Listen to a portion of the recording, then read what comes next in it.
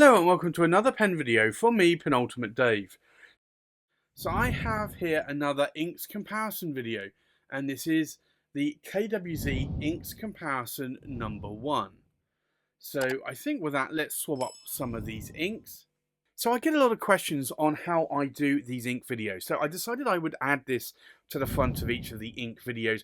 I put links in the description, but I know some of you watch this on TVs or mobile devices, so you don't get to see this. So first off, the paper is the number one question I get asked. What paper do I use for these ink comparison videos? So this is the original Tomoe River.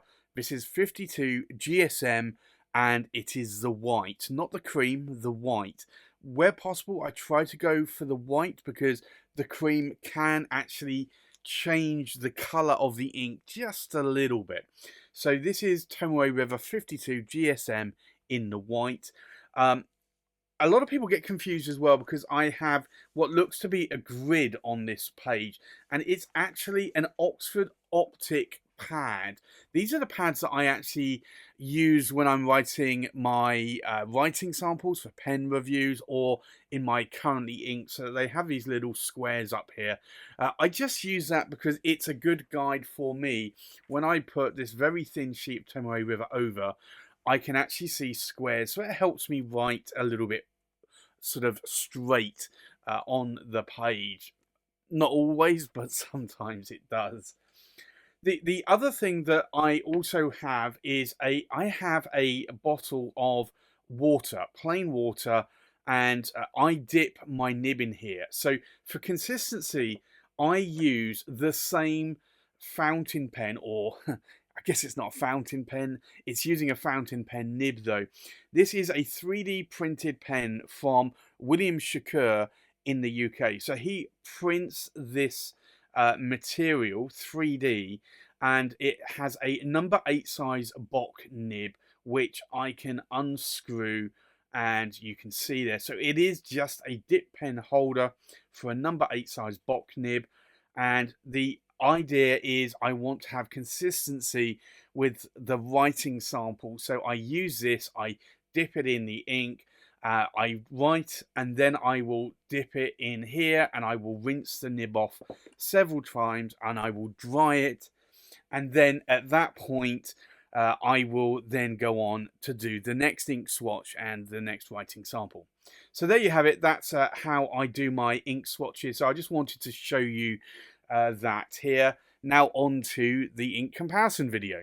So the first ink I want to swatch today is KWZ Grapefruit.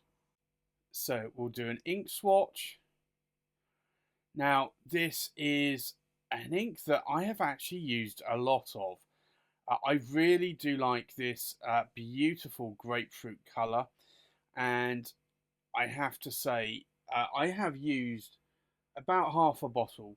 Now we're going to go over the top half a second time just to show the difference between what would be a wet and a dry writing nib. So this is KWZ, and it is Grapefruit, which for me is a really, really beautiful orangey coloured ink, and it is an ink that I'm going to have to buy a second bottle of. Actually, I thought I did buy a second bottle at one point of this, but I definitely don't see it in my collection. I'll have to actually go and check my ink database just to make sure, because maybe I've actually stored it somewhere else. The next ink is KWZ Honey, and we'll do an ink swatch, and I have to say that this has also been a favourite of mine for some time. Again, I'm down to half a bottle on this ink, so I don't have that many KWZ inks, but the ones I do have I use a lot of. So we'll do a second pass just to show the difference between a wet versus a dry writing nib. And this is KWZ, and it is Honey, which for me is a very nice honey nectar, sort of light brown colour. Very, very nice once it's dried. The next ink here we'll swatch up today is KWZ Beefeater Red. Now this is a UK pen show exclusive, and you'll see that logo there. And it was actually really a London pen show. If you don't know, Beefeaters are what sort of remain in the Tower of London and guard the Queen's jewels. So Beefeater is typically a person that would wear this kind of uniform in the Tower of London. So we'll do an ink swatch. And again, this is a really good bright red. Well, I say bright, it's probably a mid red, I would say. Now we'll do a second pass over the top half to show the difference between a wet and dry writing nib. So this is KWZ, and it is Beefeater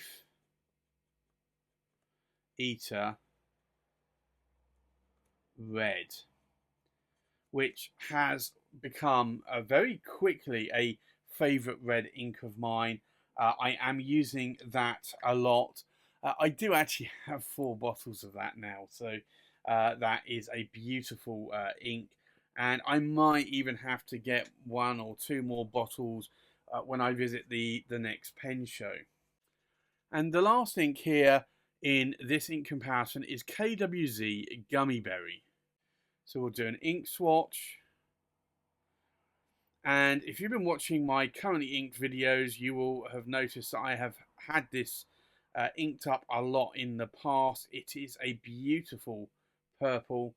Now, we're going to do a second pass over the top just to show the difference between a wet and a dry writing nib. And this is KWZ, and it is Gummiberry. But that is my second of all time favourite purple ink. The first is Diamond Majestic Purple, but this has reached the number 2 slot quite nicely. So I think let's take a look at these inks now that they have dried. So the first ink here is KWZ Grapefruit. Now this is a lovely grapefruit orangey coloured ink. You can definitely see the difference between what would be a wet and a dry writing nib, or a broad and a narrow writing nib. Now, is there any shading going on? Yes, there is. I can see it in the pooled area. I can see it in the dried area. I can also see it a little bit more in that writing sample there. So there is shading going on, especially around like the U, the I, the T. I'm seeing that there. But look at this. This is a huge amount of sheen going on here in the pooled area there. So that is a really beautiful sheening ink. And I have to say that that is one of my favourite sort of reddish orangey coloured inks.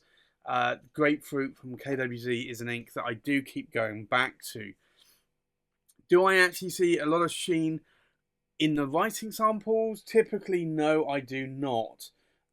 But I do find, though, that it is a very, very nice coloured ink, and I do find that it is an ink that I gravitate to a lot. The next ink here is KWZ Honey. Now this has been an all-time favourite of mine. Like with KWZ Grapefruit, I've gone through half a bottle of ink on that. I've gone through really over the last 4, 5, 6 years now, I've gone through about half a bottle of KWZ Honey.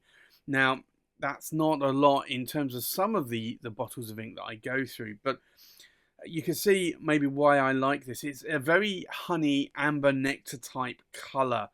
So can I see a difference between a wet and a dry writing nib?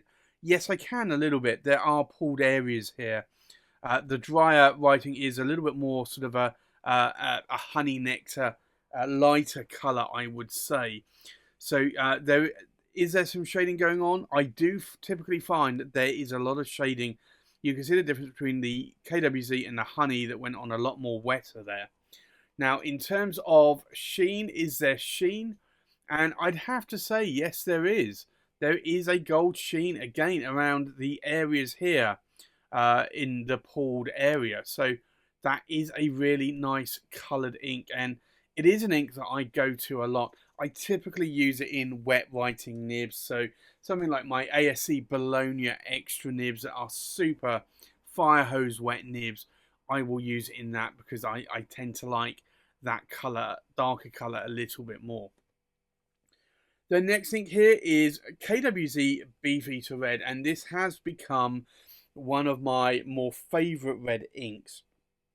Typically, when I want a red ink, I will normally go for Diamine Poppy Red, Diamine Wild Strawberry, and there are a few other reds that I might go for, something like Pilot Washizuku Momiji maybe, and maybe Diamine Ink Vent Ho Ho Ho, or Fire Embers, which is a little bit more of an orangey red. But Beefeater Red here from KWZ is a really nice red. Can you see a difference between the sort of wet versus a dry writing nib? Yes, you can see a little bit. It's not a huge difference though. The red is also actually dried in the ink swatch a little bit more of a paler strawberry colour, I would say. The writing sample here though is a little bit darker, I would say, maybe reflecting the pulled, more wetter area here. So is there shading going on? Yes, there is. If I look at the K on KWZ, I can see that's a lot more darker there. So there is some shading going on, even in the writing sample. But let's have a look at the sheen here. There is sheen going on, and there is some gold sheen on that pulled area all the way around here. Very beautiful, beautiful gold sheen. You also get that on Pilot Washizuku Momiji as well.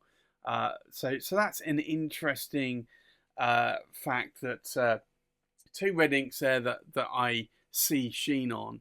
I typically don't see a lot of sheen on other red inks, I would say. And then the last ink here is KWZ Gummiberry. Now, can you see the difference between a wet and a dry, or a wide and a narrow writing nib? Yes, you can. The pulled area here is certainly a lot more darker than the light area. I typically prefer the purple inks being more darker, more purple black or purple blue. This is more of a, I'd say, a violet color when it's either a dry writing nib or a narrow writing nib. So you can see here from the writing sample that is quite dark. Now, the other thing here is there is sheen again around the pulled areas of the ink there. You can see some sheen going on. So this again is a nice sort of semi-sheening ink. It's not a sheen monster perhaps, but it certainly is a nice ink that has just a little bit of sheen to it. And you will see that now and again on the writing samples as well. So that's my KWZ Inks Comparison #1 video. If there are any of these inks that you like, let me know in the comments below. If there are any other KWZ inks that you would like me to check out, or you think that I would like, then do let me know in the comments below, and I will try to check them out. I don't have a lot of KWZ inks in my collection, at least from a single bottle perspective, but I do want more KWZ inks. So I will certainly be looking at other KWZ colours that I might like to add to my ink collection and start writing with. So that's my KWZ Inks Comparison #1 video. Thanks for watching. Please like, comment, subscribe, and I'll see you on the next pen video. Bye bye.